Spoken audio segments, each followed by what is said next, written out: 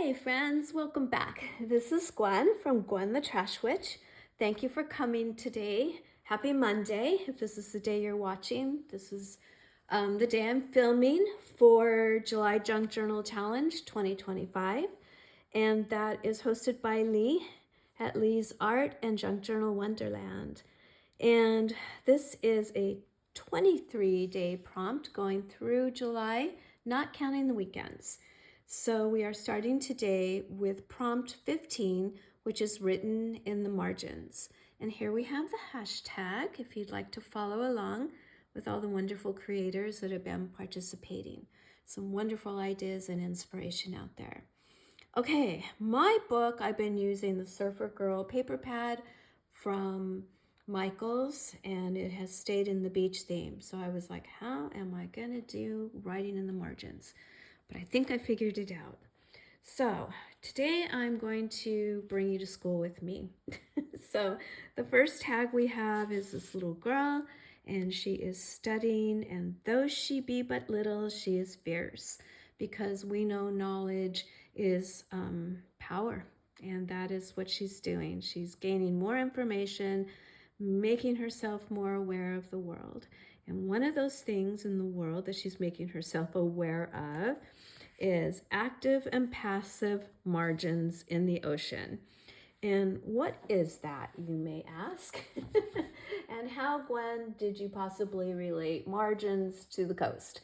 Well, a coastal margin is the area where the transitional zone between the oceans and the continent, where most of the sediment is found that's coming from the land and then deposited into the ocean.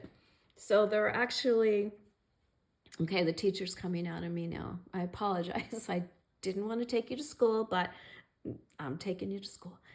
This is a passive margin, so you can see there's a lot of beach, and the deposit of the sediment and things would be farther out onto the ocean floor. And this is an active margin where there is very little beach, and we're just getting sediment straight into the ocean. And then I found that there are varying powers that control the margins of the ocean, and probably the most important one is erosion and flooding. So we have to manage those for cliff stabilization. There's also the conflicting land pressure on the coastline, so the continental plates and things that are constantly moving, and then that affects our tourism and our housing and conservation.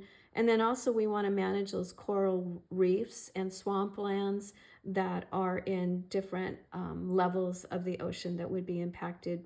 Their ecosystems and other issues would be impacted. So we've got to protect our coastal margins. And then I have just this little card here that I can journal on, and I found a sticker that says the Book of the Ocean. And in school, when I was teaching, we would give the kids books that were materials that were called consumables. So unlike the textbooks where you couldn't write in or underline or highlight, these consumable textbooks, you were encouraged. Well, you were actually asked to write and highlight in the margins. So you would question mark anything you didn't understand, circle any vocabulary words that you wanted to check out, underline things that you wanted to remember or ask about. So this is the front pocket. We've got some educational things, and we've got our child that is all ready to go. So opening up this page, I do have some illustrations I found online. So the coastal margin goes from the coastal plain, which would be our shorelines, our beaches, all the way to, it says the abyssal plain. So I think that would be the deep ocean. So the drop off from the, I'm assuming the continental, where the continent ends under the ocean. So this would be the continental margin. And then here is a side view. So you can see again, it starts at the coast and goes into the deep ocean. So there's the continental slope going down from our continent. I found some fun stickers that talk about learning. There's our prompt for this week, some more stickers. This is from the paper pad, Surfer Girl.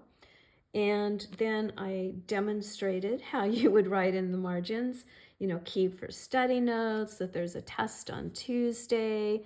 What does this word mean? And then I just did the fake writing where it doesn't really say anything.